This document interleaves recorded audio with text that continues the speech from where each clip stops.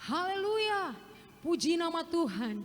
Selamat pagi seluruh sidang jemaat Tuhan yang terkasih, GPDI Sudirman dan Bojong Indah yang ada di rumah dan seluruh umat Tuhan yang menyaksikan ibadah online Minggu 31 Mei 2020. Ibadah hari Pentakosta, hari yang ke-50 di mana Tuhan mencurahkan Roh Kudus.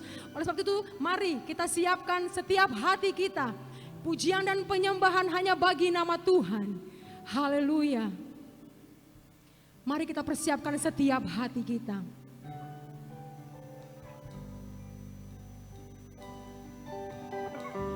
Kami membawa doa kami untuk bangsa kami. Kami membawa kerinduan kami untuk menyembah-Mu Tuhan. Haleluya. Yesuslah Tuhan yang layak ditinggikan, layak disembah oleh suku-suku bangsa.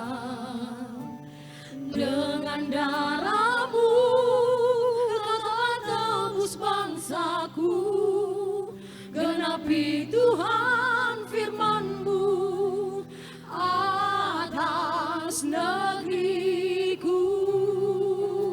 Lebih lagi katakan, Engkau Yesus yang layak ditinggikan. Yesuslah Tuhan yang layak ditinggikan, layak disembah oleh suku-suku bangsa. Dengan darah-Mu Kau telah tebus bangsaku, genapi Tuhan firman-Mu atas negeriku.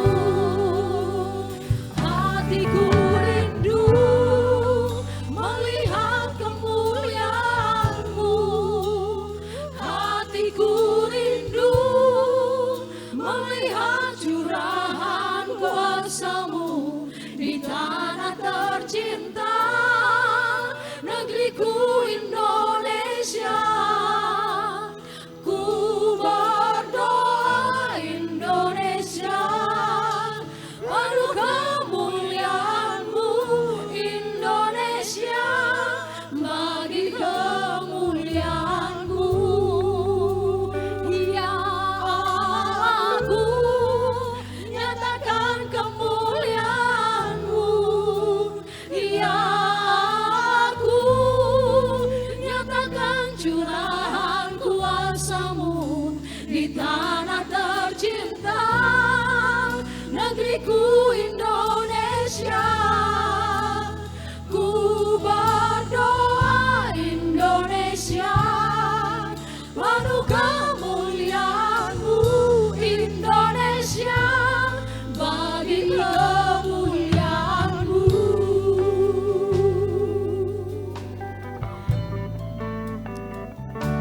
Jadikan pujian ini doa. Yesuslah Tuhan yang layak ditinggikan, layak disembah oleh suku-suku bangsa. Dengan darah-Mu Kau telah tebus bangsaku, genapi Tuhan firman-Mu atas negeriku. Dan kerinduan-Mu, hatiku rindu melihat kemuliaan-Mu, hatiku rindu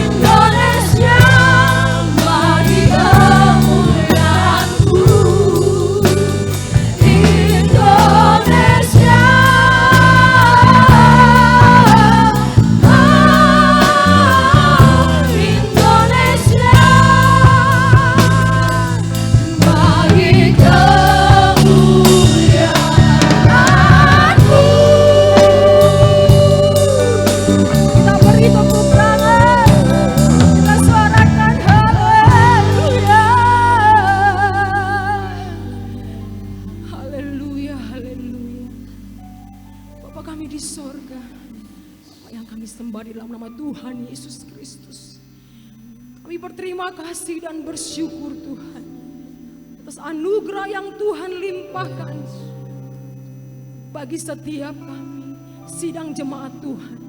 Nafas kehidupan yang baru Tuhan berikan.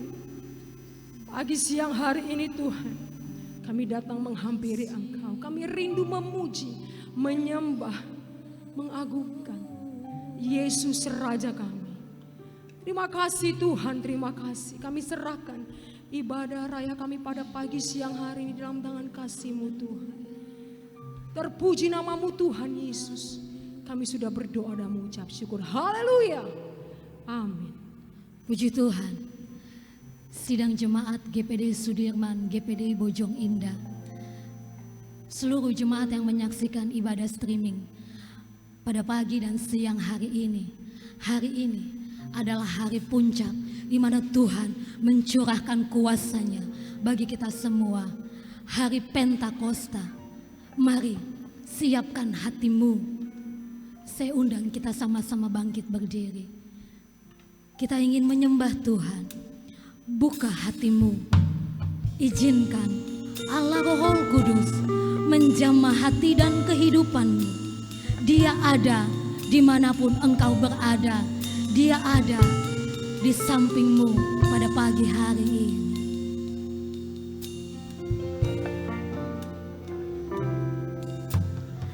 Roh Kudus, Kau hadir di sini. Roh Kudus, ku mengasihimu.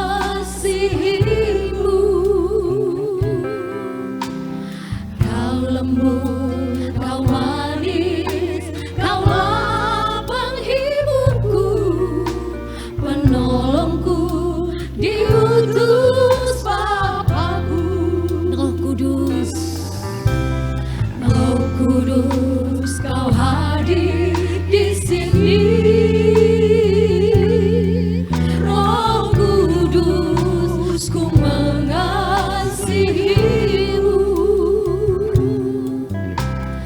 Kau lembut, Kau manis, Kaulah penghiburku, penolongku, diutus Bapa-Ku.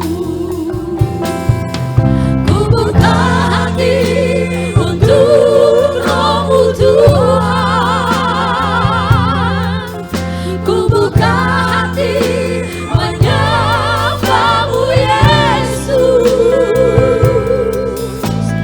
Jamahlah kami, penuhi kami dengan kuasa Allah Maha Tinggi. Kembali katakan, Roh Kudus, Engkau hadir di sini.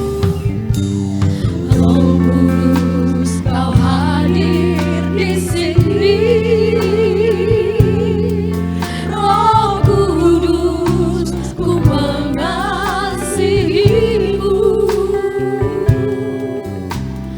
Kau lembut, Kau manis, Kaulah penghiburku, penolongku, diutus Bapa. Angkat tanganmu dan katakan, ku buka hati untuk Roh-Mu Tuhan. Ku buka hati menyembah-Mu Yesus. Jamahlah kami,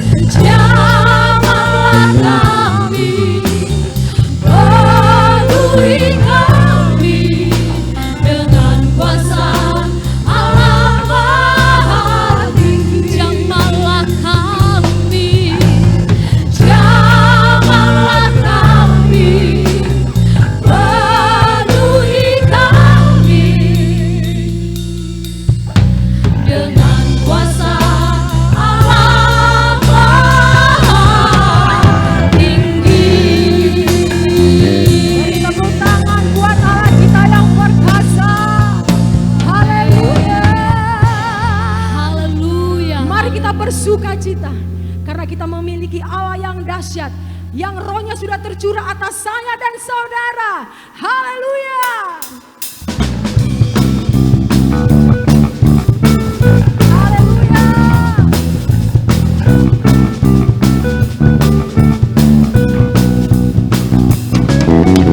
Roh Kudus tercurah di tempat ini, urapannya yang ajaib memulihkan umatnya. Roh Kudus tercurah bagi gerejanya, membangkitkan umat pilihannya. Hari inilah harinya Tuhan, saat pembebasan tiba. Belenggu dosa telah dipatahkan, mari bersorak bagi Dia.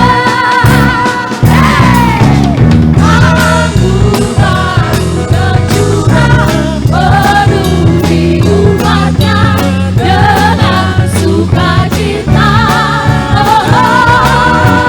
Minyak baru tercurah urapi umatnya, nyata kuasanya.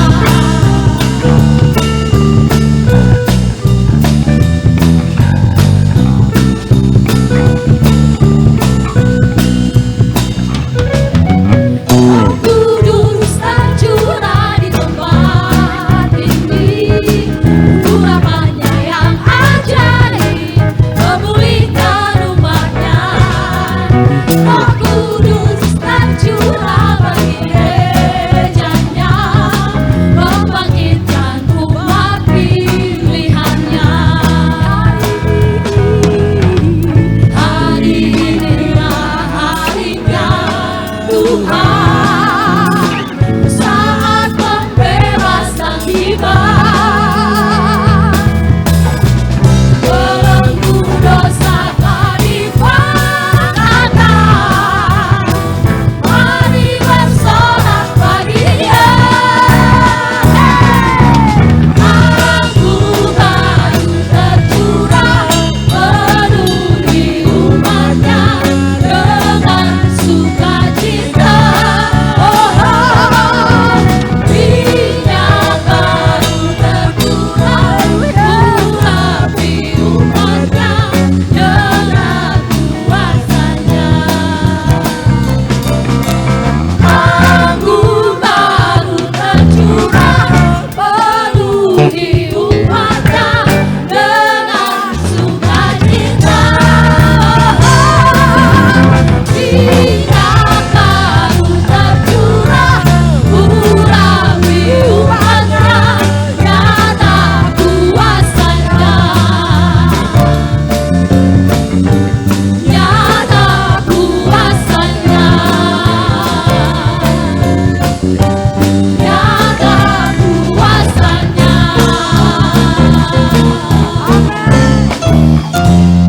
Haleluya. Kita tetap memuji Tuhan karena Roh Allah ada di sini. Roh Allah ada di sini. Mulia perubahan dalam setiap wajah. Bila kuasa surga turun, sesuatu pasti terjadi karena Roh Allah ada di sini. Ku tahu Roh Allah ada di sini. Ku tahu Roh Allah ada di sini. Ada di sini. Ku lihat perubahan dalam setiap wajah. Haleluya. Bila kuasa surga turun, sesuatu pasti terjadi karena Roh Allah ada. Sekali lagi katakan, ku tahu Roh Allah ada di sini. Ku tahu Roh Allah ada di sini. Amin. Ku lihat perubahan dalam setiap wajah. Haleluya. Bila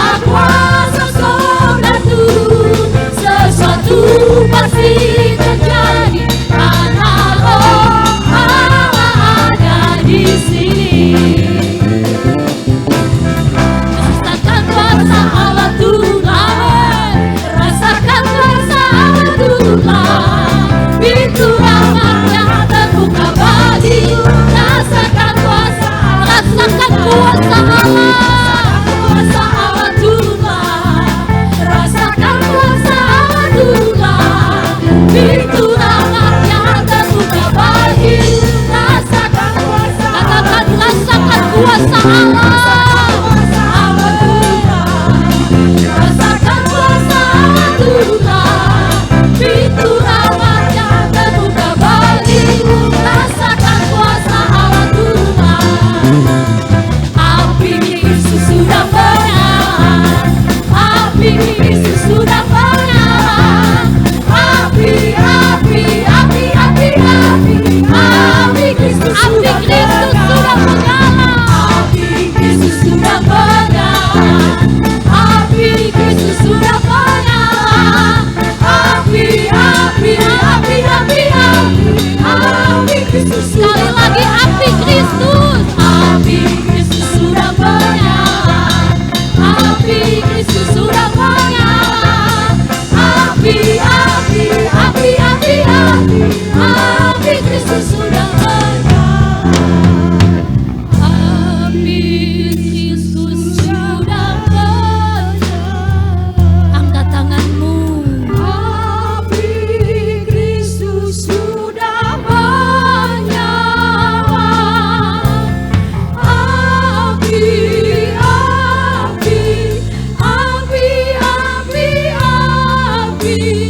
Api Kristus sudah menyala.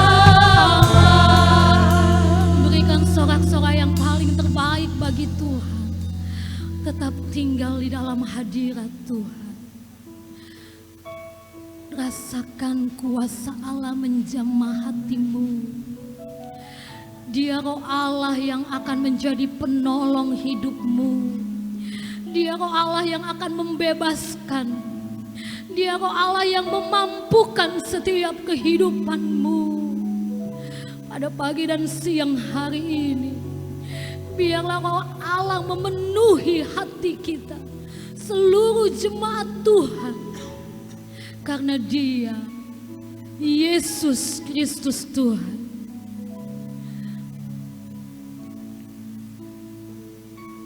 Mari kita mau menyembah Tuhan.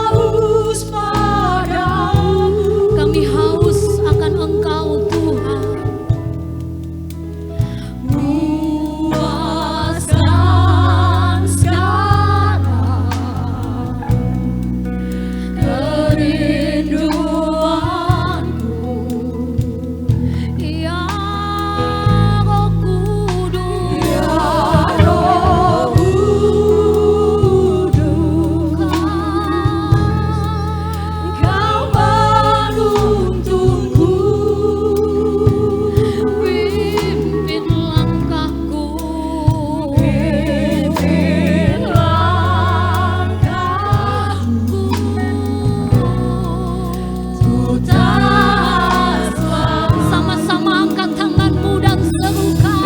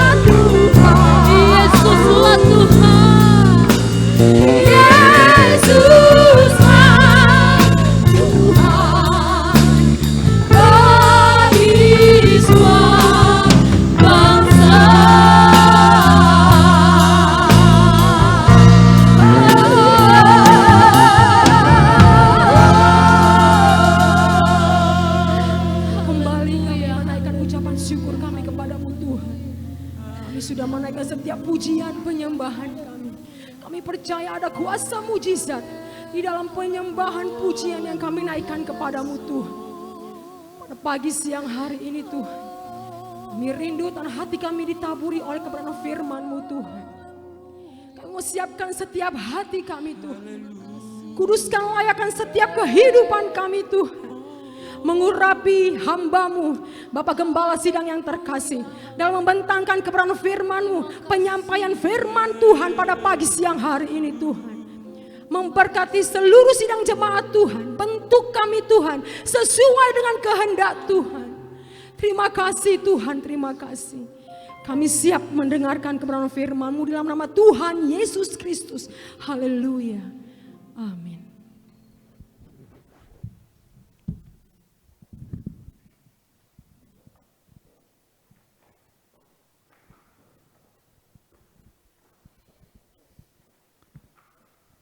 Selamat pagi, selamat kita bertemu kembali di dalam ibadah pada pagi hari ini. Bapak Ibu Saudara yang saya kasih di dalam Tuhan, hari ini adalah hari Pentakosta, yaitu hari yang ke-50. Kita memperingati hari Pentakosta, hari yang ke-50.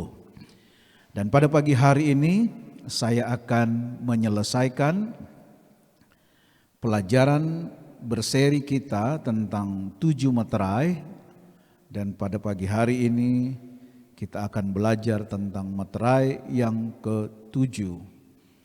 Mari kita buka Alkitab kita masing-masing.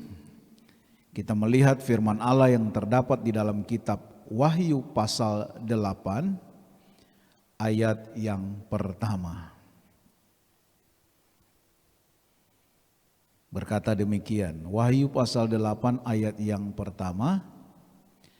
Dan ketika anak domba itu membuka meterai yang ke-7, maka sunyi senyaplah di sorga, kira-kira setengah jam lamanya. Bapak Ibu Saudara yang saya kasih di dalam Tuhan, kita tahu bahwa sorga itu penuh dengan pujian kepada Allah. Penuh dengan pengagungan kepada Allah. Tetapi firman Allah berkata, ketika anak domba itu membuka meterai yang ke-7, maka sunyi senyaplah di sorga, kira-kira setengah jam lamanya. Apa yang terjadi di dalam kerajaan sorga sehingga Alkitab berkata sunyi dan senyap selama kira-kira 30 menit lamanya. Saya ingin memulai dulu dengan satu ayat sebagai pendahuluan di dalam kitab Efesus pasal 5 ayat yang ke-32 yang berkata, rahasia ini besar, tetapi yang aku maksudkan ialah hubungan Kristus dan jemaat. Jadi hubungan Kristus dengan jemaat, dengan gereja Tuhan, digambarkan seperti hubungan seorang suami dan istri. Itu sebabnya dikatakan rahasia ini besar. Tetapi yang aku maksudkan ialah hubungan Kristus dan jemaat. Hubungan Kristus dengan gereja. Nah, di dalam kitab Matius pasal 25 ayat 1 sampai 13, kalau kita baca firman Allah, itu bicara tentang 5 gadis yang bijaksana dan 5 gadis yang bodoh.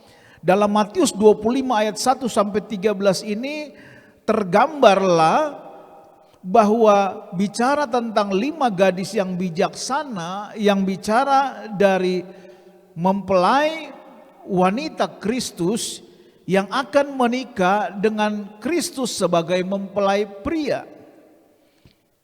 Dan 5 gadis yang bijaksana ini adalah gambaran dari gereja Tuhan yang sempurna, dan 5 gadis yang bodoh ini adalah gambaran dari gereja yang tidak sempurna.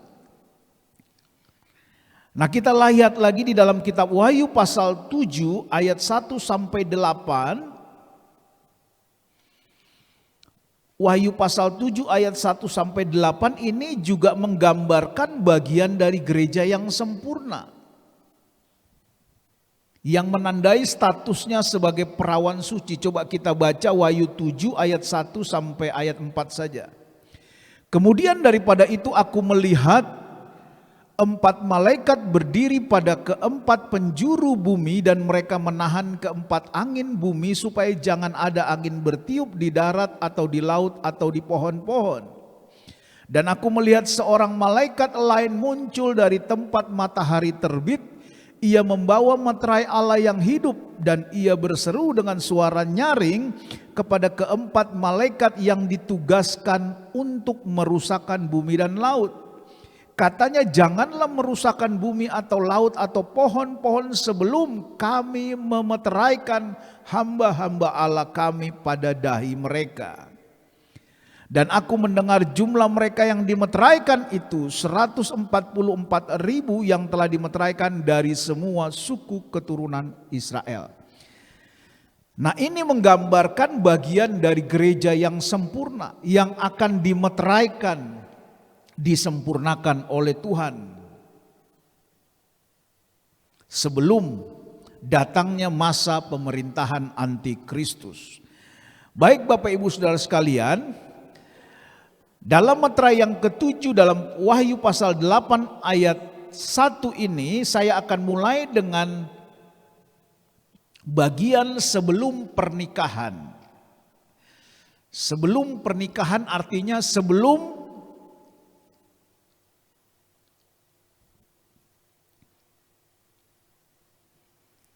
gereja Tuhan menikah dengan Kristus sang mempelai pria.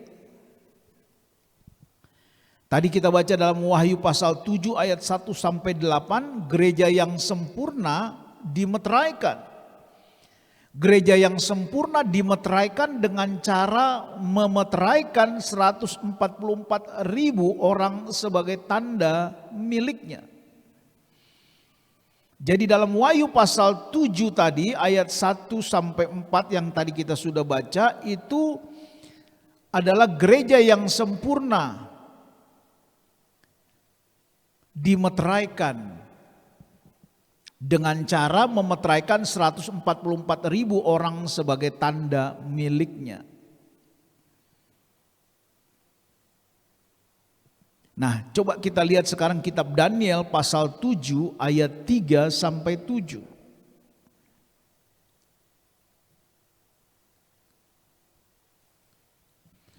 Dan 4 binatang besar naik dari dalam laut, yang satu berbeda dengan yang lain. Yang pertama rupanya seperti seekor singa dan mempunyai sayap burung rajawali. Aku terus melihatnya sampai sayapnya tercabut dan ia terangkat dari tanah dan ditegakkan pada 2 kaki seperti manusia, dan kepadanya diberikan hati manusia. Dan tampak ada seekor binatang yang lain, yang kedua rupanya seperti beruang. Ia berdiri pada sisinya yang sebelah, dan 3 tulang rusuk masih ada di dalam mulutnya di antara giginya. Dan demikianlah dikatakan kepadanya, ayo makanlah daging banyak-banyak. Kemudian aku melihat tampak seekor binatang yang lain, rupanya seperti macan tutul, ada 4 sayap burung pada punggungnya. Lagi pula binatang itu berkepala 4 dan kepadanya diberikan kekuasaan. Ayat 7. Kemudian aku melihat dalam penglihatan malam itu tampak seekor binatang yang keempat yang menakutkan dan mendahsyatkan, dan ia sangat kuat.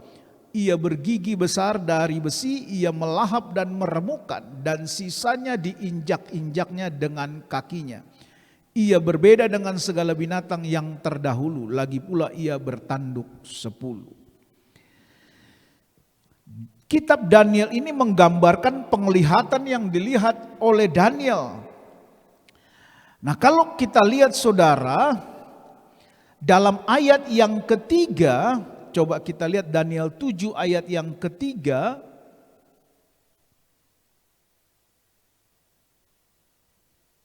Dan 4 binatang besar naik dari dalam laut. Ini penglihatan yang dilihat oleh Daniel.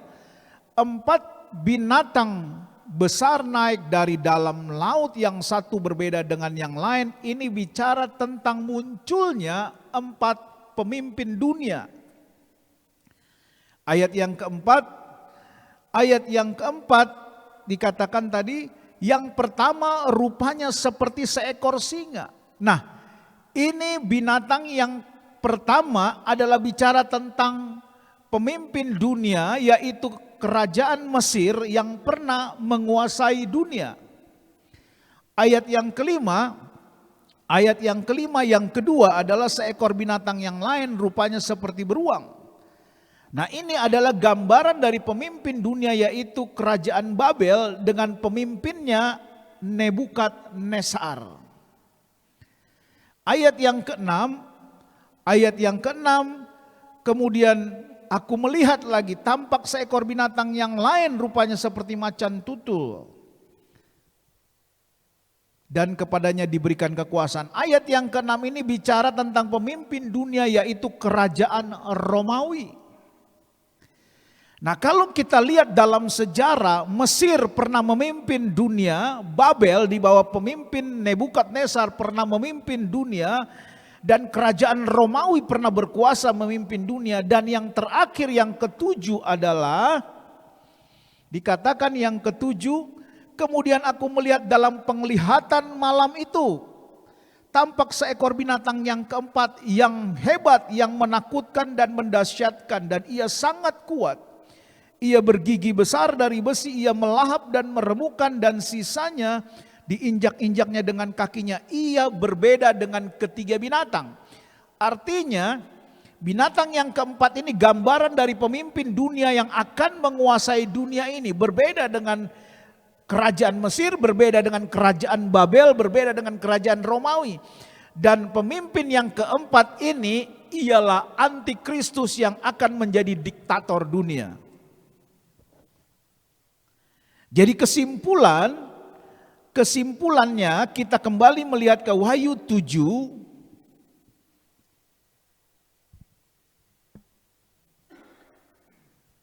Ke Wahyu 7 kita lihat dalam ayat yang kedua. Saudara perhatikan, dan aku melihat seorang malaikat lain muncul. Jadi ada seorang malaikat lain muncul dari tempat matahari terbit, ya. Ia membawa meterai Allah yang hidup dan ia berseru dengan suara nyaring kepada 4 malaikat. Jadi malaikat yang tertinggi ini yang bicara tentang dari kerajaan sorga, bicara kepada 4 malaikat. Keempat malaikat ditugaskan khusus untuk merusak bumi dan laut. Tetapi malaikat yang satu muncul dari tempat matahari terbit berkata kepada 4 malaikat yang lain, jangan dirusak dulu bumi dan laut. Karena dalam ayat yang ketiga, aku akan melakukan sesuatu. Apa yang dilakukan? Janganlah merusakkan bumi atau laut atau pohon-pohon sebelum kami memeteraikan hamba-hamba Allah, gereja yang sempurna pada dahi mereka.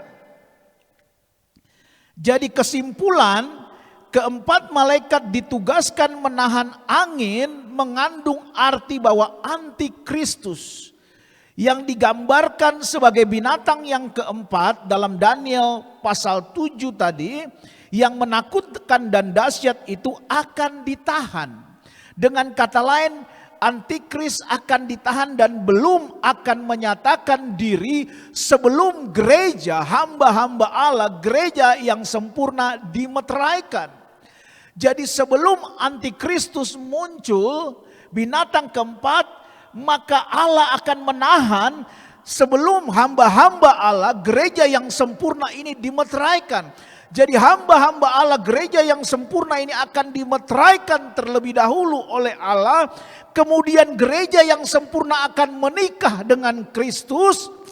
Dan kemudian melahirkan anak laki-laki dan disingkirkan ke padang gurun selama 3,5 tahun. Baru antikristus akan menyatakan diri. Kita lihat 2 Tesalonika 2 ayat 6 dan 7. Ini kronologisnya. Dan sekarang kamu tahu bahwa apa yang menahan dia, sehingga ia baru akan menyatakan diri pada waktu yang telah ditentukan baginya. Ayat 7. Karena secara rahasia kedurhakaan telah mulai bekerja. Roh antikristus itu sudah ada. Sejak zaman Rasul Yohanes itu sudah ada roh antikristus.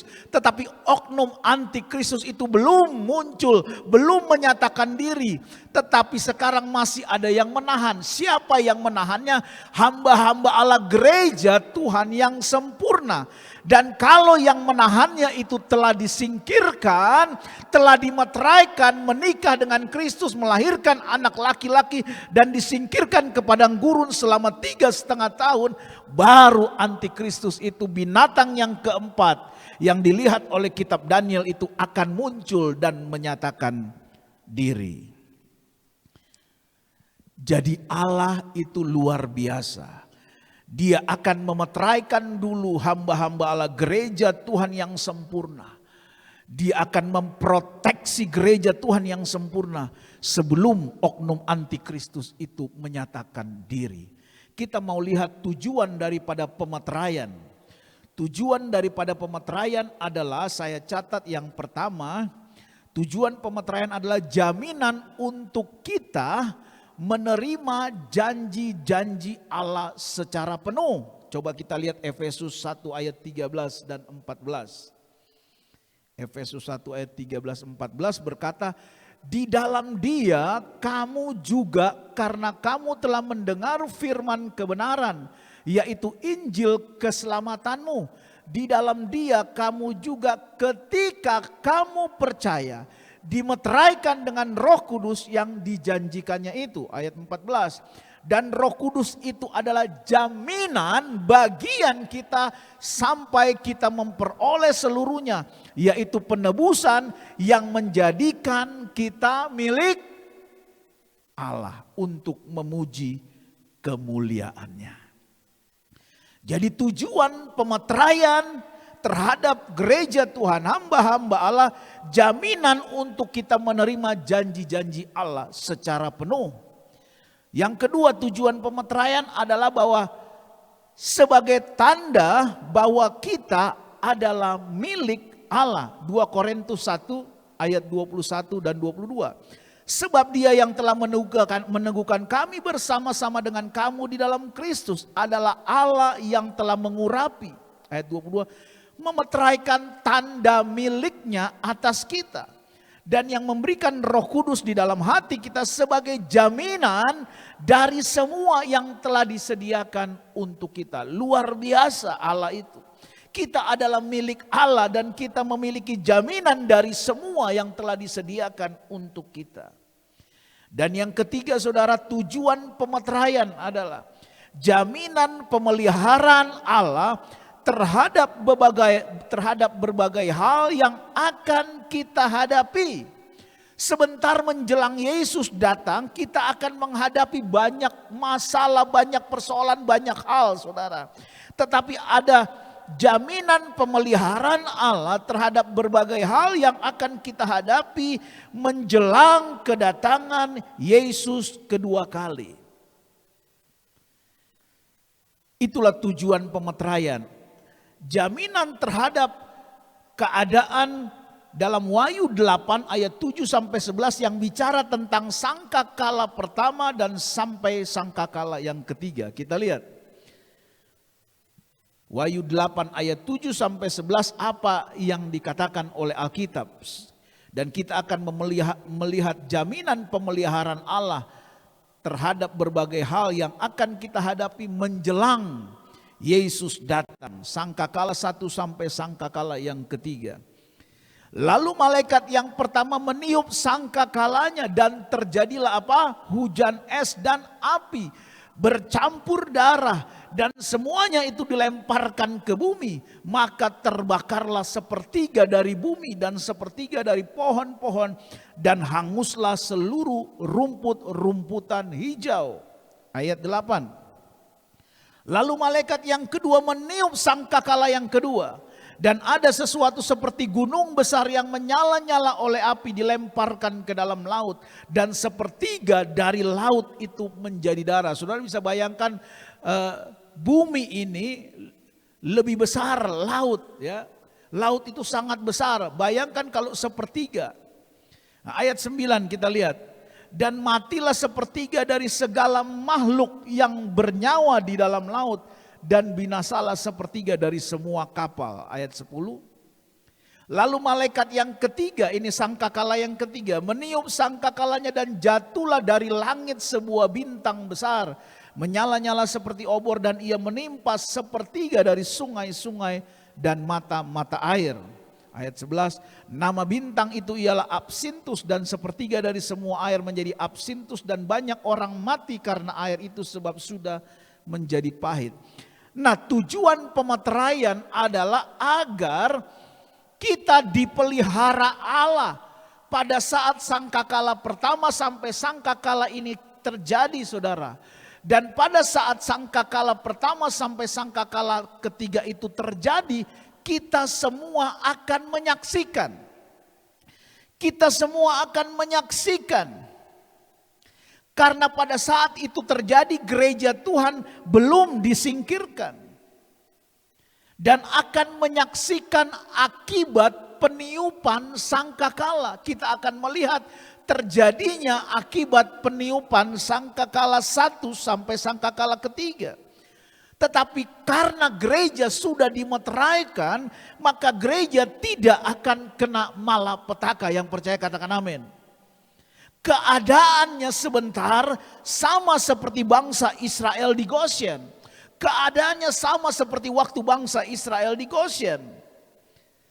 Kita lihat Keluaran, itu saudara bisa baca dalam kitab Keluaran pasal 7 sampai pasal 11. Ya.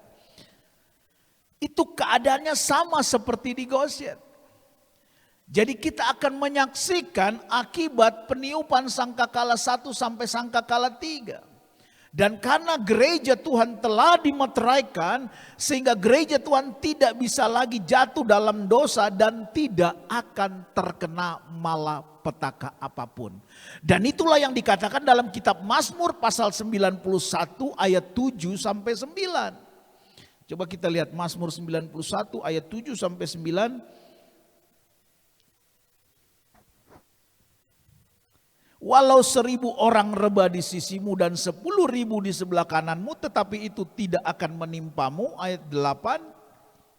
Engkau hanya menontonnya dengan matamu sendiri dan melihat pembalasan terhadap orang-orang fasik. Ayat 9. Sebab Tuhan ialah tempat perlindunganmu, yang maha tinggi telah kau buat tempat perteduhanmu.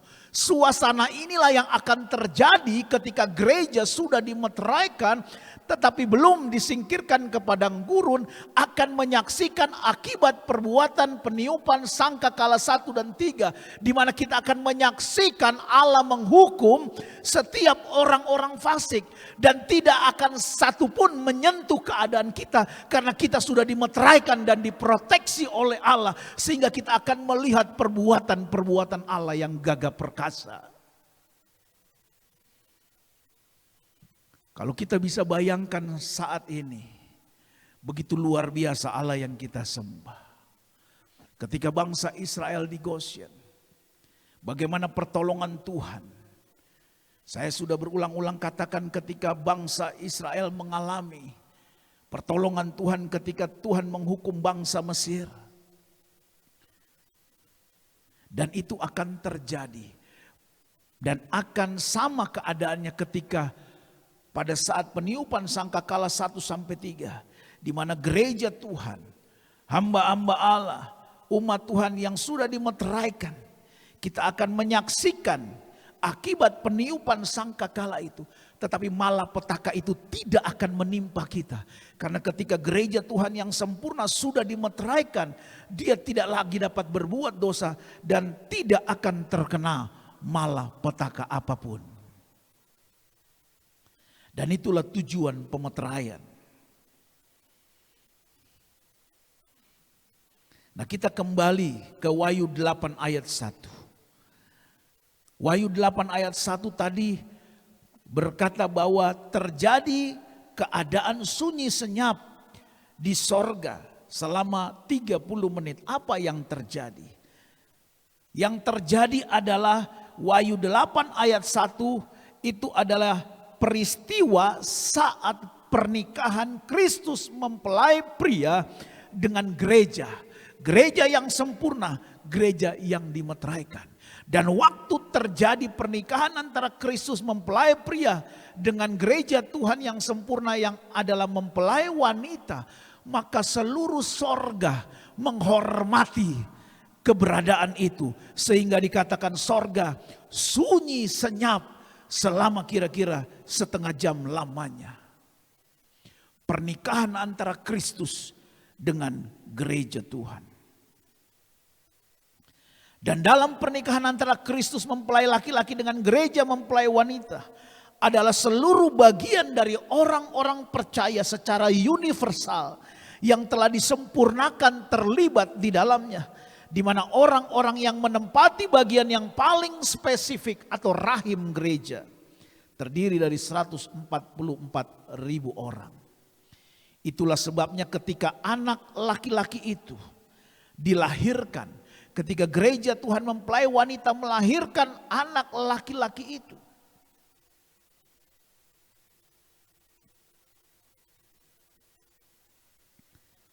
bukan satu, tetapi jumlahnya adalah sesuai dengan nubuatan Nabi Yesaya. Kita lihat Yesaya 66 ayat 8. Siapakah yang telah mendengar hal seperti itu? Siapakah yang telah melihat hal yang demikian?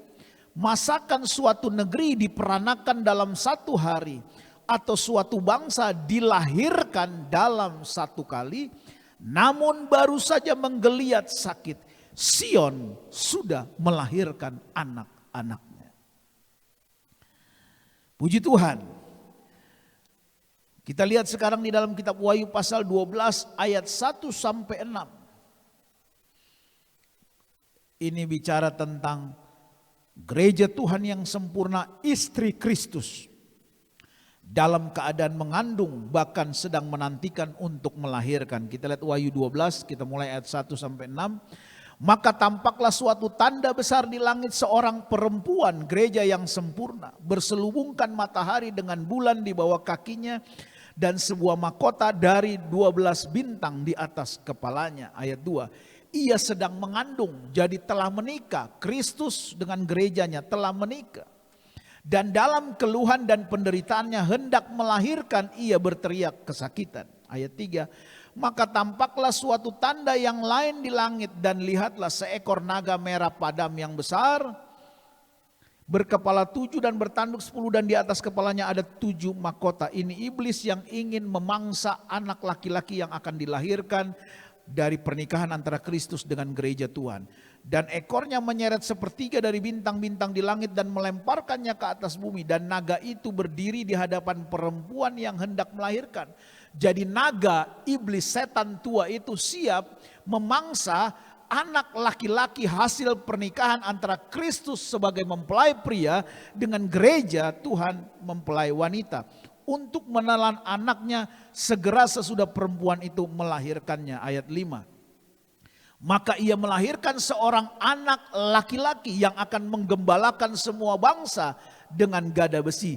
Tiba-tiba anaknya itu dirampas dan dibawa lari kepada Allah. Jadi ketika Kristus menikah dengan gereja Tuhan mempelai wanita, maka lahir seorang anak laki-laki, dan anak laki-laki itu dibawa lari ke tahta Allah. Dibawa lari kepada Allah dan ke tahtanya. Diselamatkan dari cengkraman iblis, naga, setan tua itu. Ayat 6. Perempuan itu lari ke padang gurun di mana telah disediakan suatu tempat baginya oleh Allah, supaya ia dipelihara di situ 1260 hari lamanya, atau 3,5 tahun. Jadi saudara, Wahyu 12 ayat 1-6 bicara tentang gereja yang dimeteraikan itu kemudian menikah dengan Kristus dan melahirkan anak laki-laki, tetapi anak laki-laki itu belum sempat dimangsa oleh iblis, dibawa lari ke tahta Allah. Sehingga si iblis ini marah, si iblis ini geram, si iblis ini dia mengamuk. Alkitab berkata iblis telah berhasil menyeret sepertiga dari bintang-bintang di langit dan bersiap untuk memangsa anak yang akan dilahirkan itu. Tetapi dia tidak berhasil. Karena anak laki-laki yang diincar iblis itu dibawa Allah, tadi dikatakan ayat 6, dibawa Allah, dibawa lari kepada ketahtanya Allah. Nah, akibatnya saudara, ketika anak laki-laki itu dibawa lari ke tahta Allah, diselamatkan, maka akibatnya terjadi peperangan di sorga dalam ayat yang ke-7. Jadi ketika Kristus menikah dengan gereja Tuhan, melahirkan anak laki-laki ini mau direbut oleh iblis tetapi tidak berhasil. Karena anak laki-laki itu dibawa ke tahta Allah. Dan akibat kemarahan iblis itu maka terjadilah peperangan di sorga dalam ayat yang ke-7. Maka timbullah peperangan di sorga. Mikael dan malaikat-malaikatnya berperang melawan naga itu, melawan setan, iblis. Dan naga itu dibantu oleh malaikat-malaikatnya. Siapa? Ya, antek-anteknya. Ayat 8. Ayat 9, maaf. Ayat 9, hasil dari peperangan itu dan naga besar itu, si ular tua yang disebut iblis atau setan, yang menyesatkan seluruh dunia, kalah dalam peperangan itu dilemparkan ke bawah. Ia dilemparkan ke bumi bersama-sama dengan malaikat-malaikatnya. Nah, karena sudah tidak dapat anak laki-laki, terus kalah perang lagi, maka si iblis ini mengamuk saudara sejadi-jadinya. Dan melampiaskan kemarahannya kepada siapa? Kepada keturunan yang lain. Siapa keturunan yang lain? Yaitu 5 anak darah yang bodoh. Gereja yang tidak sempurna. Gereja yang tidak penuh dengan Roh Kudus 2 kali ganda. Wahyu 12 ayat 17. Maka marahlah naga itu kepada perempuan itu, lalu pergi memerangi keturunannya yang lain. Itu sebabnya 5 anak darah yang bijak, 5 anak darah yang bodoh.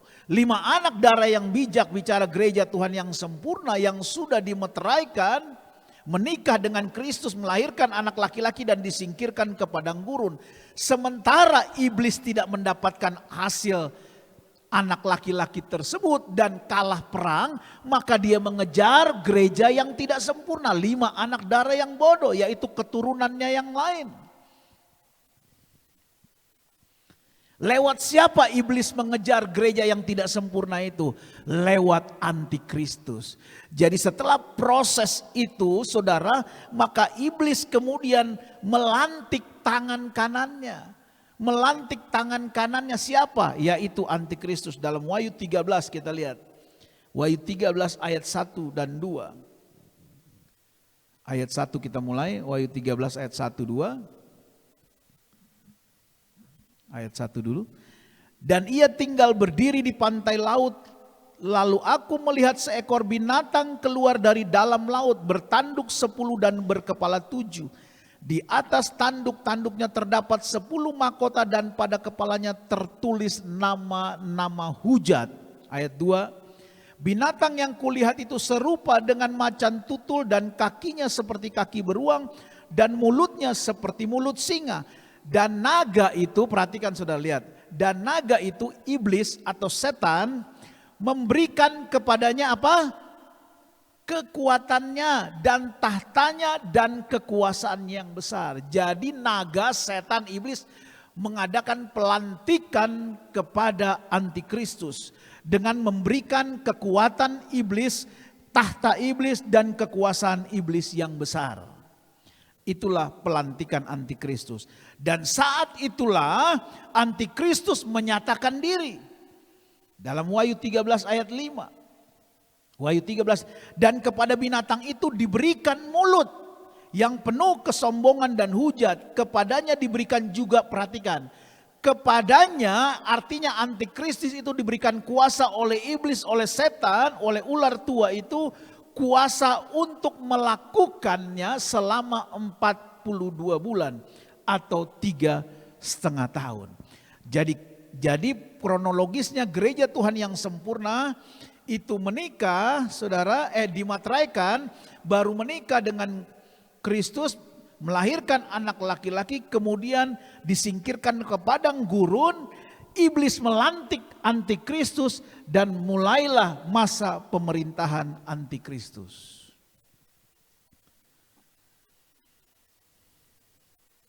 Kita berdoa agar Roh Kudus memberikan hikmat kepada kita semua untuk dapat memahami dan mengerti firman Allah pada pagi hari ini. Gereja yang tidak sempurna akan mengalami masa pemerintahan antikristus. Jadi gereja yang tidak sempurna akan masuk dalam masa pemerintahan antikristus, yaitu keturunan yang lain tadi. Tetapi Alkitab berkata Allah akan mempersingkat umur mereka. Allah berbelas kasihan, Allah berkemurahan.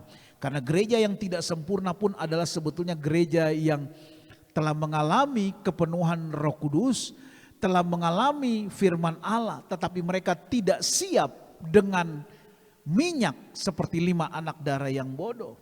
Itu sebabnya ketika mereka masuk dalam masa pemerintahan antikristus, Allah berbelas kasihan dan mengetahui batas kemampuan manusia. Dan Alkitab berkata Allah akan mempersingkat umur mereka. Dan ditafsirkan bahwa bulan-bulan pertama pada masa pemerintahan antikristus, mereka sudah akan mati syahid. Inilah belas kasihan dan kemurahan Allah. Matius 24 ayat 22. Kita lihat Matius 24 ayat 22. Dan sekiranya waktunya tidak dipersingkat, maka dari segala yang hidup tidak akan ada yang selamat. Akan tetapi oleh karena orang-orang pilihan, waktu itu akan dipersingkat. Jadi orang-orang yang sudah percaya kepada Yesus tetapi tidak masuk dalam kategori gereja yang sempurna, mereka mengalami masa pemerintahan antikristus. Tetapi masa pemerintahan antikristus selama 3,5 tahun, ya, kemungkinan baru masuk masa pemerintahan antikristus. Kemungkinan bulan-bulan pertama pun bisa saja mereka sudah mati syahid. Karena Allah berbelas kasihan, saudara. Karena Allah berkemurahan. Allah tahu bahwa manusia tidak akan sanggup menghadapi situasi pada saat masa pemerintahan antikristus. Dan Allah mempersingkat umur mereka. Sehingga mereka akan mempertahankan iman mereka kepada Yesus. Dan mereka mati syahid dan mereka akan selamat. Itu sebabnya orang-orang pilihan Allah, sehingga mereka bisa mempertahankan imannya sampai kepada kematian. Jadi Wahyu 8 ayat 1 ini, saudara, sunyi senyap di sorga, kira-kira setengah jam lamanya itu adalah pernikahan antara Kristus dengan gereja yang sempurna. Jadi gereja dimeteraikan terlebih dahulu, kemudian gereja menikah dengan Kristus, melahirkan anak laki-laki, kemudian gereja disingkirkan ke padang gurun. Setelah gereja disingkirkan ke padang gurun, tetapi gereja akan menyaksikan dulu sebelum disingkirkan ke padang gurun, akibat peniupan sangkakala 1-3. Dan setelah itu baru masuk masa pemerintahan antikristus, di mana iblis melantik antikristus. Dan antikristus berlangsung selama 3,5 tahun. Nah, setelah berlangsung masa pemerintahan antikristus, sekarang kita lihat kronologis kedatangan Yesus. Jadi setelah berakhir masa pemerintahan antikristus, maka Yesus akan turun dari sorga. Yesus akan turun dari sorga, yaitu setelah masa pemerintahan antikristus atau sesudah siksaan. Matius 24 ayat 29, coba kita lihat. Matius 24 ayat 29. Segera sesudah siksaan, ya, pada masa itu, jadi setelah masa pemerintahan antikristus, matahari akan menjadi gelap dan bulan tidak bercahaya, dan bintang-bintang akan berjatuhan dari langit dan kuasa-kuasa langit akan goncang. Ayat 30, pada waktu itu akan tampak tanda anak manusia di langit dan semua bangsa di bumi akan meratap. Dan mereka akan melihat anak manusia Yesus itu datang di atas awan-awan di langit dengan segala kekuasaan dan kemuliaannya. Yesus tidak lagi datang seperti 2000 tahun yang lampau, seperti bayi yang dilahirkan di kandang yang hina di Bethlehem Efrata. Tetapi dia akan datang dengan kekuatan penuh dari sorga. Dia akan datang sebagai raja di atas segala raja, dengan segala kekuasaan dan kemuliaannya. Dan setiap mata akan melihat. Barang siapa mereka yang percaya kepada Yesus, hari itu adalah hari yang kita nanti-nantikan. Tapi mereka yang tidak percaya kepada Yesus, saya sudah katakan dalam Minggu lalu ada 7 macam orang yang takut melihat kedatangan Yesus. Raja-raja, pembesar-pembesar, orang-orang kaya. Kenapa? Karena mereka tidak percaya kepada Tuhan.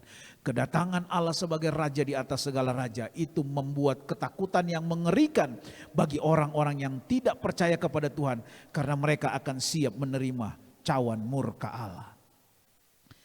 Jadi ketika masa pemerintahan antikristus selesai, maka gereja Tuhan yang sempurna yang sudah diproteksi ke padang gurun adalah mereka yang masih hidup itu. Yesus turun dari sorga terlihat di awan-awan. Yang kedua, orang-orang percaya yang telah mati dibangkitkan. Jadi pada saat Yesus datang itu.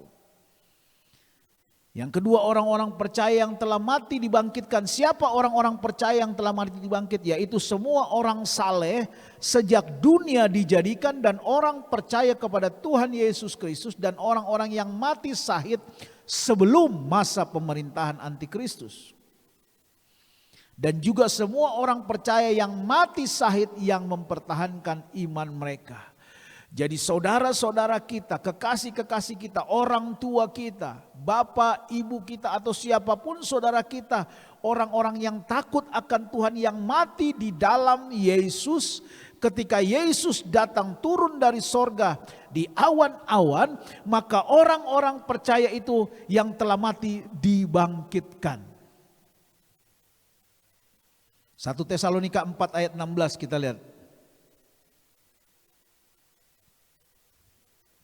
Sebab pada waktu tanda diberi, yaitu pada waktu penghulu malaikat berseru dan sangkakala Allah berbunyi, maka Tuhan sendiri akan turun dari sorga. Dan mereka yang mati dalam Kristus akan lebih dahulu bangkit. Jadi orang-orang tua kita, ayah ibu kita, nenek kita, semua yang mati dalam Kristus. Hanya yang mati dalam Kristus, tidak berlaku yang mati di luar Kristus. Yang mati dalam Kristus, orang-orang percaya, mereka akan dibangkitkan. Kemudian perubahan tubuh orang-orang percaya yang masih hidup. Itu kronologis tadi ya, urutan-urutannya. 1 Korintus 15 ayat 51 kita lihat. 1 Korintus 15 ayat 51, perubahan tubuh orang-orang percaya yang masih hidup. Dalam sekejap mata pada waktu bunyi nafiri yang terakhir, sebab nafiri akan berbunyi dan orang-orang mati akan dibangkitkan dalam keadaan yang tidak dapat binasa dan kita semua akan diubah. Ayat 51-nya coba mundur, ayat 51.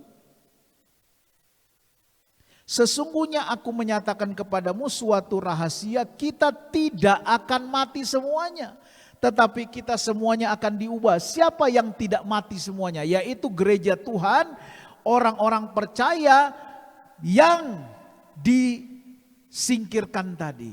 Yang hidup pada saat Allah memeteraikan gerejanya yang masih hidup sampai pada saat itu. Dan itulah gereja Tuhan yang sempurna, yang sudah disingkirkan ke padang gurun, maka tidak akan mengalami kematian dan dalam sekejap tubuh mereka akan diubahkan Tuhan untuk menerima tubuh yang baru. Baru kemudian jadi prosesnya itu Yesus turun dari sorga, kemudian orang-orang percaya yang mati dalam Tuhan itu dibangkitkan, kemudian mereka yang sedang berada dalam posisi di padang gurun itu diubahkan oleh Tuhan menerima tubuh yang baru, baru kemudian pengangkatan ke awan-awan atau rapture. 1 Tesalonika 4 ayat 17. Sesudah itu kita yang hidup yang masih tinggal akan diangkat bersama-sama dengan mereka. Siapa mereka? Yaitu orang-orang yang mati dalam Kristus yang dibangkitkan dalam awan menyongsong Tuhan. Jadi kita akan diangkat bersama-sama. Jadi Allah datang turun dari sorga itu terlihat di awan-awan, posisinya di awan-awan. Kita yang akan diangkat dengan mereka yang mati dalam Tuhan yang dibangkitkan, menyongsong Tuhan di angkasa.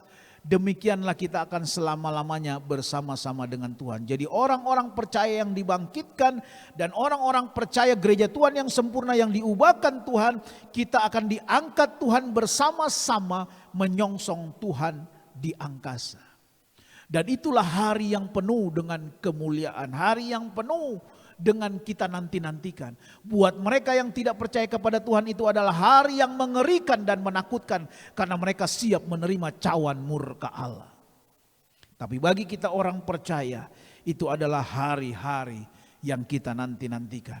Di sanalah kita akan berkata dan melihat. Itulah yang dikatakan pujian, setiap mata akan melihat, setiap lidah akan mengaku, setiap lutut akan bertelut dan mengaku Yesus Kristus adalah Tuhan. 1 Korintus 6 ayat 2 digenapi. Setelah kita berada di awan-awan bersama-sama Yesus, apa yang kita lakukan? Yaitu kita akan menghukum orang-orang fasik dalam peperangan Harmagedon. 1 Korintus 6 ayat 2. Atau tidak tahukah kamu bahwa orang-orang kudus akan menghakimi dunia? Dan jika penghakiman dunia berada dalam tangan kamu, tidakkah kamu sanggup untuk mengurus perkara-perkara yang tidak berat? Inilah digenapi ketika kita sudah bersama-sama Yesus di awan-awan, maka kita akan menghukum orang-orang fasik dalam peperangan Harmagedon. Kita bisa lihat dalam 2 Tesalonika 2 ayat 8b, Wahyu 19 ayat 19 sampai 21 dan Wahyu 16 ayat 15. Kita lihat saja Wahyu 16 ayat 15. Wahyu 16 ayat 15. Lihatlah aku datang seperti pencuri, berbahagialah dia yang berjaga-jaga dan memperhatikan pakaian supaya ia jangan berjalan dengan telanjang dan jangan kelihatan kemaluannya. Coba Wahyu 19 ayat 19 sampai 21. Wahyu 19. Dan aku melihat binatang itu dan raja-raja di bumi serta tentara-tentara mereka telah berkumpul untuk melakukan peperangan melawan penunggang kuda itu dan tentaranya. Ayat 20. Maka tertangkaplah binatang itu dan bersama-sama dengan dia nabi palsu yang telah mengadakan tanda-tanda di depan matanya. Dan dengan demikian ia menyesatkan mereka yang telah menerima tanda dari binatang itu dan yang telah menyembah patungnya. Keduanya dilemparkan hidup-hidup ke dalam lautan api yang menyala-nyala oleh belerang. Ayat 21. Dan semua orang lain dibunuh dengan pedang yang keluar dari mulut penunggang kuda itu dan semua burung kenyang oleh daging mereka. Nah, saudara, yang terakhir kronologisnya disebut dalam Wahyu 19 tadi. Wahyu 19 tadi ayat 17 sampai 21 burung-burung, ya. Burung-burung, yaitu semua orang yang diselamatkan yang berada di awan-awan bersama Yesus. Kita diundang menikmati daging para raja dan pembesar serta semua daging orang-orang fasik. Kita ulang ayat 21 tadi, Wahyu 19 ayat 21. Wahyu 19 ayat 21 ini bicara tentang suasana yang penuh dengan kegirangan dan sukacita, pembalasan terhadap orang fasik. Dan semua orang lain dibunuh dengan pedang yang keluar dari mulut penunggang kuda itu. Dan semua burung kenyang oleh daging mereka. Itu bicara tentang semua orang yang diselamatkan, yang berada di awan-awan bersama Yesus. Kita diundang menikmati daging para raja, pembesar, serta semua daging orang-orang fasik. Artinya orang-orang fasik telah mengalami hukuman daripada Tuhan. Dan itulah sukacita kita. Karena Tuhan telah membalaskan pembalasan terhadap orang-orang fasik telah tiba. Nah, itulah sedikit kronologis setelah masa pemerintahan antikristus berakhir, kedatangan Yesus. Jadi saudara, saya kasih ulang sebentar, kedatangan Yesus kronologisnya setelah masa pemerintahan antikristus. Jadi Yesus datang itu setelah masa pemerintahan antikristus berakhir, ya. Setelah masa pemerintahan antikristus berakhir, Yesus datang, Yesus turun dari sorga, terlihat di awan-awan. Kemudian orang-orang percaya yang telah mati dibangkitkan. Dan orang-orang percaya yang masih hidup mengalami perubahan tubuh, yaitu gereja Tuhan yang sempurna. 5 gadis bijaksana yang tidak akan mengalami kematian. Dan dalam sekejap tubuh mereka akan diubahkan Tuhan untuk menerima tubuh yang baru. Baru kemudian pengangkatan ke awan-awan. Baru 1 Korintus 6 ayat 2 digenapi, kita bersama-sama Yesus di awan-awan, kita akan menghukum orang-orang fasik dalam peperangan Harmagedon. Coba kita lihat 2 Tesalonika 2 ayat 8b sebelum kita akhiri. 2 Tesalonika 2 ayat 8b. 2 Tesalonika 2 ayat 8b. Pada waktu itulah si pendurhaka baru akan menyatakan dirinya, tetapi Tuhan Yesus akan membunuhnya dengan nafas mulutnya dan akan memusnahkannya kalau ia datang kembali. Ya, jadi kita menghukum orang-orang fasik. Dan ini terjadi setelah cawan murka Allah yang pertama sampai yang keenam dicurahkan. Baru Wahyu 19 ayat 17 21 tadi, ya. Dan kemudian kita akan lihat dalam firman Allah di lain waktu bicara tentang bagaimana mahkota kemuliaan atau pahala, proses penghakiman di awan-awan dan pembersihan terhadap langit dan bumi, kerajaan 1000 tahun, perang Gog dan Magog, tahta putih dan penyerahan kekuasaan kepada Bapa, serta langit dan bumi yang baru. Kita akan lihat dalam pelajaran firman Allah di kesempatan berikutnya. Kiranya Tuhan Yesus memberkati kita semua.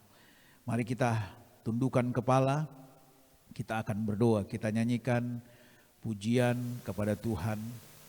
Biarlah kiranya Roh Kudus yang akan memberikan pencerahan kepada kita semua agar kita dapat memahami dan mengerti seluruh rangkaian firman Allah pada pagi hingga siang hari ini, sehingga kita sungguh kelak akan menjadi gereja yang firman Allah katakan menjadi bagian dari gereja yang sempurna, 5 anak darah yang bijaksana yang akan dimeteraikan, yang akan menikah dengan Kristus sebagai mempelai wanita, melahirkan anak laki-laki dan kemudian disingkirkan ke padang gurun, sehingga kita semua menjadi gereja Tuhan yang tidak mengalami masa pemerintahan antikristus, karena kita sudah disingkirkan oleh Tuhan. Kita menerima janji Tuhan, kita menerima pemeteraian yang diberikan oleh Allah, di mana kita akan menyaksikan sebentar ketika hukuman Allah lewat sangkakala 1:3 berjalan, kita akan melihat bagaimana Allah memelihara umat-umatnya,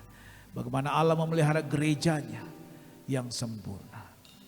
Menjadi kerinduan kita. Satu saat kelak ketika Dia datang, kita menjadi bagian orang-orang yang diangkat Tuhan, menyongsong Tuhan di awan-awan. Hari kemuliaan yang sangat luar biasa itu. Hari yang luar biasa itu. Haleluya, haleluya, haleluya. Haleluya, haleluya.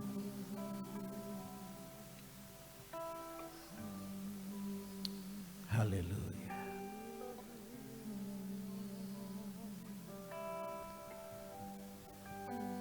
Mungkin ada Bapak Ibu Saudara yang masih mengingat pujian yang berkata hari yang termulia.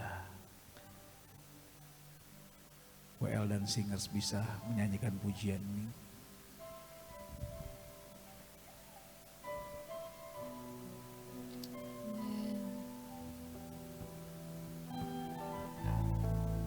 Haleluya.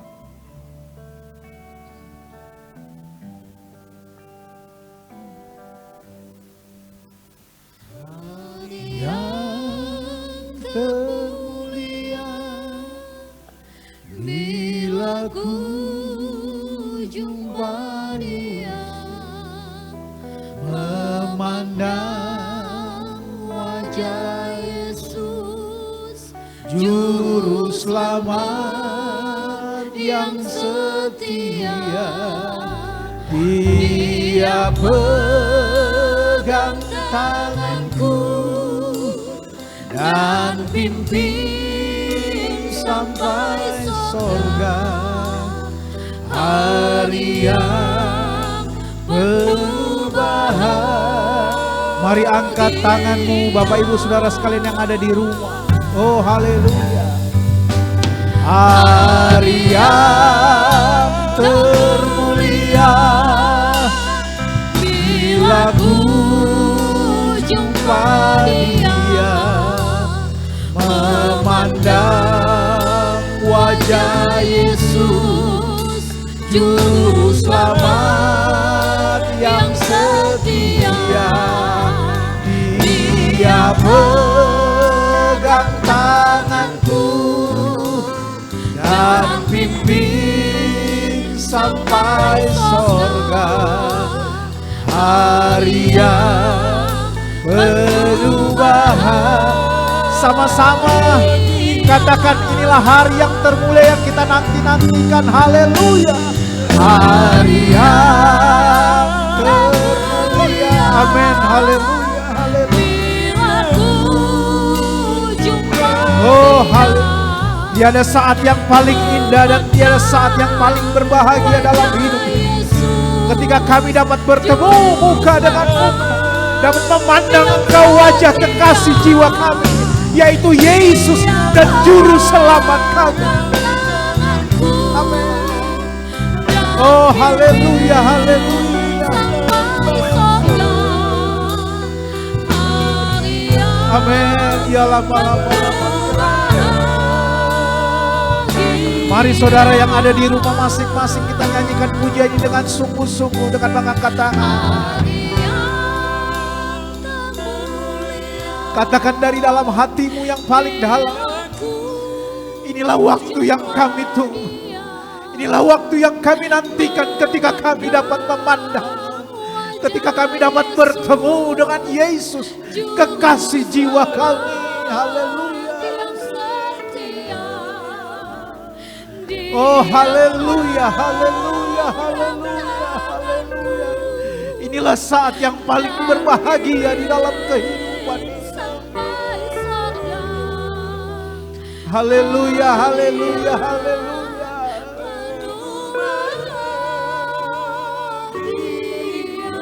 Kita mendengarkan janji firman Allah.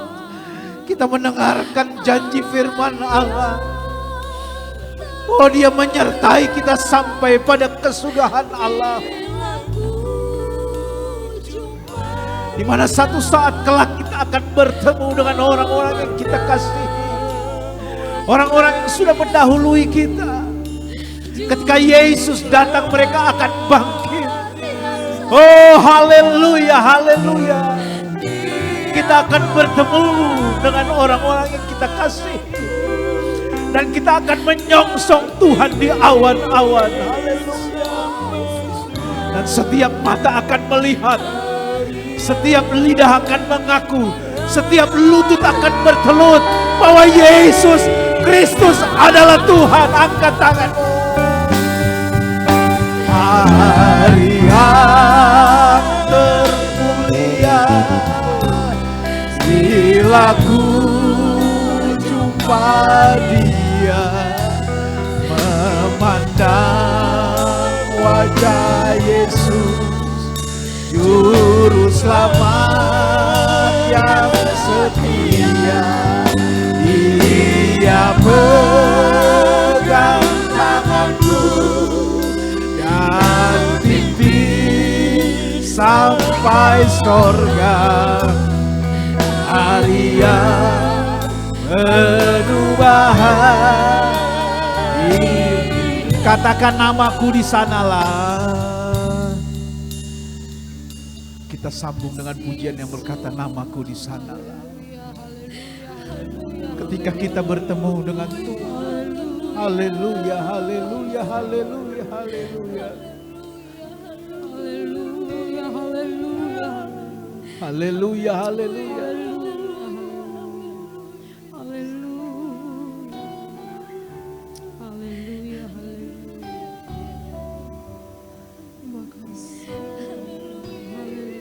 Haleluya.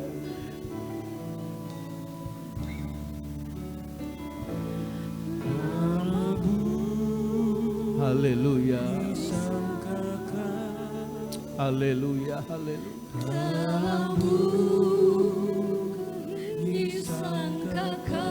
Haleluya. Haleluya.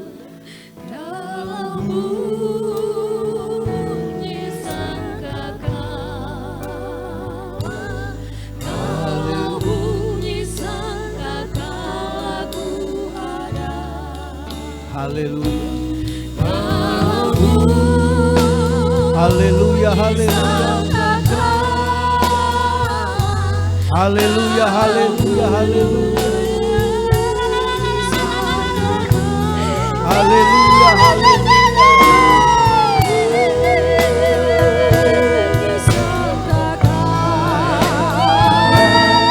Kalau bunyi sangkakala ku ada, kalau bunyi sangkakala, kalau bunyi sangkakala, kalau bunyi sangkakala, kalau bunyi sangkakala ku ada. Haleluya, haleluya, haleluya, haleluya, haleluya, haleluya, haleluya. Haleluya, haleluya, haleluya, haleluya, haleluya, haleluya, haleluya. Oh, haleluya, haleluya, haleluya, haleluya, haleluya, haleluya, haleluya. Glory, glory, glory, haleluya, haleluya, haleluya, haleluya, haleluya. Oh, haleluya, haleluya, haleluya, haleluya, haleluya. Segala pujian, hormat, kemuliaan bagi nama-Mu Tuhan. Haleluya, haleluya, haleluya. Glory, glory, glory, haleluya, haleluya, haleluya. Haleluya, haleluya, haleluya, haleluya. Kita katakan pujian yang berkata ada pertemuan di udara. Haleluya, haleluya, haleluya, haleluya. Glory, glory, glory, glory, haleluya, haleluya, haleluya.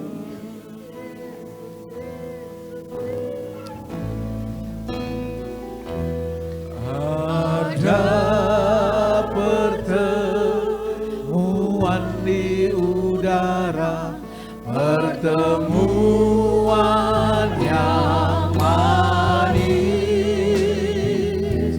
Saya rindu bertemu di sana.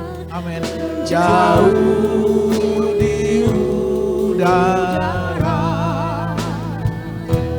nyanyian yang terdengar yang belum pernah didengar adalah kegirangan, dan anak Allah yang pimpin kita pertemuan di udara. Ada pertemuan di udara, pertemuan yang manis. Saya rindu bertemu kau sana, jauh di udara. Amin. Nyanyian yang terdengar yang belum pernah didengar adalah kegirangan, dan anak Allah yang pimpin kita pertemuan. Oh, ada pertemuan di udara sambil mengangkat tanganmu. Oh, haleluya.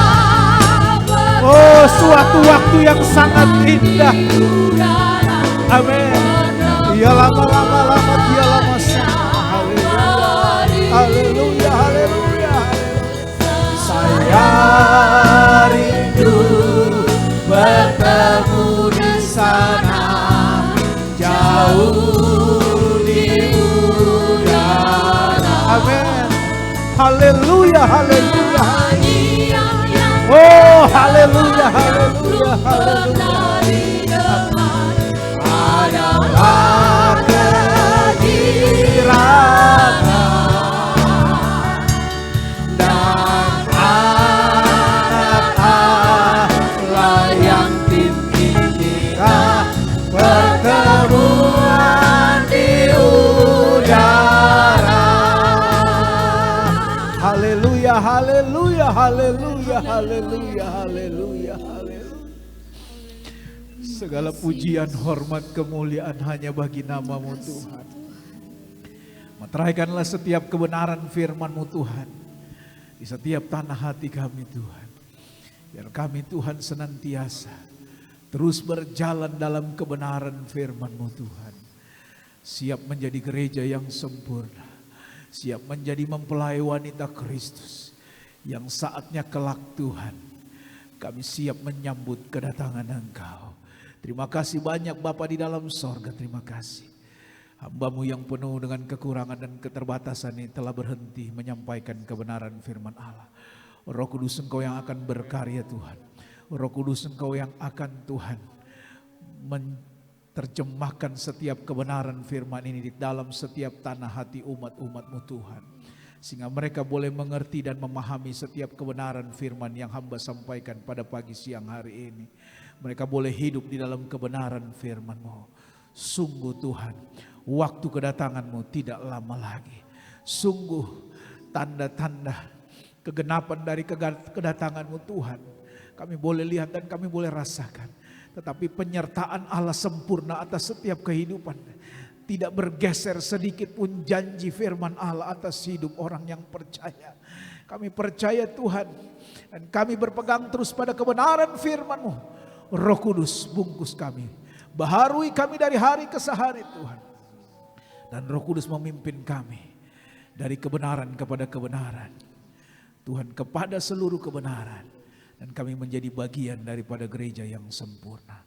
Terima kasih banyak Bapa di dalam sorga. Kami mengingat kepada seluruh kekasih-kekasih kami pada pagi siang hari ini Tuhan. Mungkin mereka ada yang terbaring sakit di rumah sakit.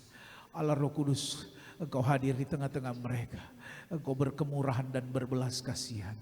Tuhan Engkau melawat, Engkau menjamah, Engkau menyembuhkan Tuhan. Engkau menyempurnakan. Dan kami percaya Tuhan, pekerjaan Roh Kudus terjadi nyata di dalam setiap kehidupan kami. Dan kami akan melihat mujizat besar akan Engkau nyatakan bagi setiap umat-umat-Mu Tuhan. Terima kasih banyak Bapa di dalam sorga, terima kasih. Berkati seluruh kebenaran firman yang sudah kami terima pada pagi siang hari ini. Di dalam berkat nama Tuhan Yesus Kristus kami sudah berdoa dan mengucap syukur. Haleluya, haleluya. Amin.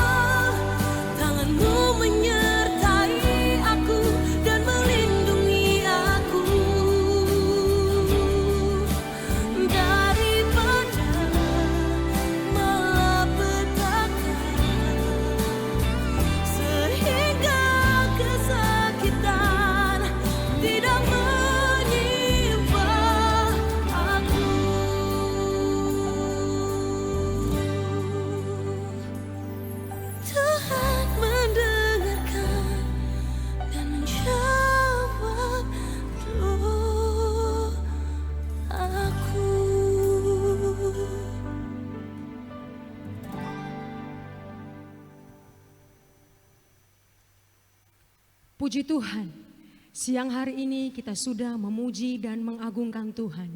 Bahkan terlebih kita sudah menerima kebenaran firman Tuhan. 10 hari kita menanti hari pencurahan Roh Kudus. Kita yakin dan percaya kita semua telah menerima Roh Kudus bagi tiap-tiap pribadi. Puji nama Tuhan. Mari seluruh sidang jemaat Tuhan, GPDI Sudirman dan Bojong Indah yang menyaksikan ibadah online pada hari ini, seluruh umat Tuhan yang menyaksikan ibadah online pada hari ini, mari kita bangkit berdiri. Segala pujian, segala kemuliaan hanya bagi Tuhan.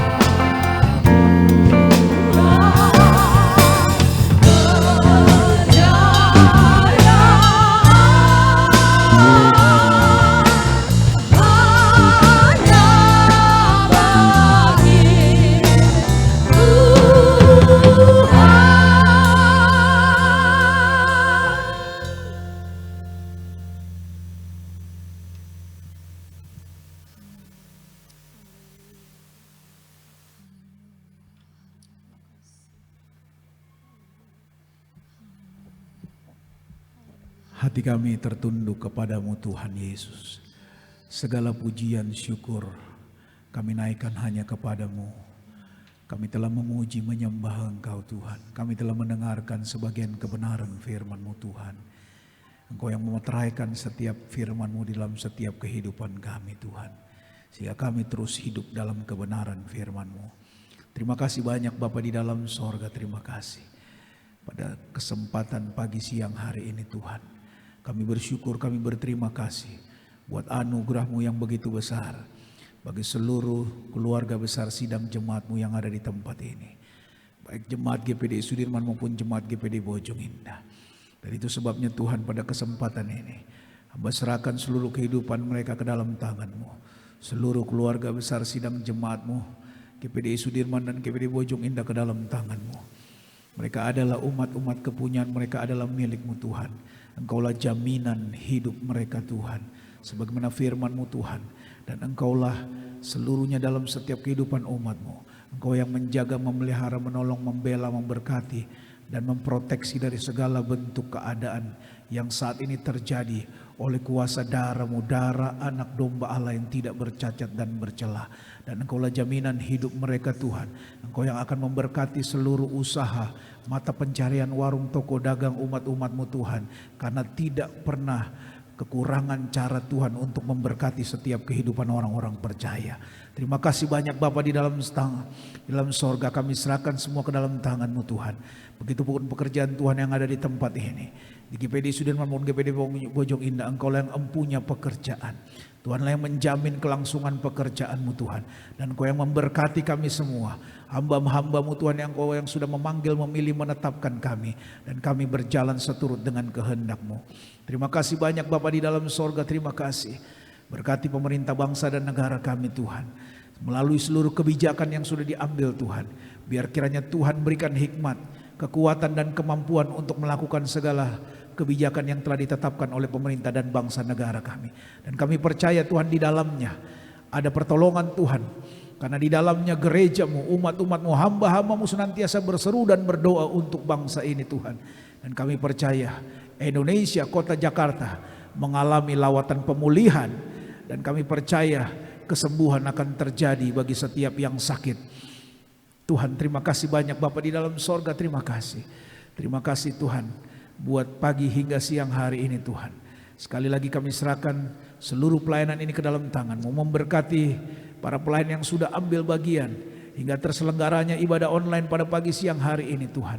Seluruh pelayan yang hadir, tim multimedia, tim Bani Asaf, bersama hamba-Mu yang ada di tempat ini, juga seluruh sidang jemaat Tuhan yang ada di rumah masing-masing, baik jemaat GPD Sudirman, jemaat GPD Bojong Indah maupun seluruh umat-umat Tuhan yang ada di berbagai tempat yang menyaksikan ibadah pada pagi siang hari ini. Hamba percaya mereka semua diberkati oleh Tuhan. Yang sakit disembuhkan, yang lemah dikuatkan, yang bimbang dipertetapkan, yang terikat terbelenggu dilepaskan oleh kuasa darah Yesus. Dan kami pulang, kami menerima kemenangan yang daripada Tuhan. Nama Yesus adalah jaminan dari setiap kehidupan kami. Terima kasih banyak Bapa dalam sorga, mengampuni setiap salah, kekurangan dan dosa kami. Kami sudah berdoa dan mengucap syukur. Saudara-saudaraku yang kekasih, marilah pulang. Terimalah berkat, kemurahan, rahmat, anugerah dari Allah Bapa di dalam sorga, kecintaan dan kasih sayang dalam anaknya Yesus Kristus, serta persekutuan pimpinan Allah Roh Kudus tinggal menyertai kita mulai hari ini, besok, bahkan sampai Maranatha, Yesus datang kembali.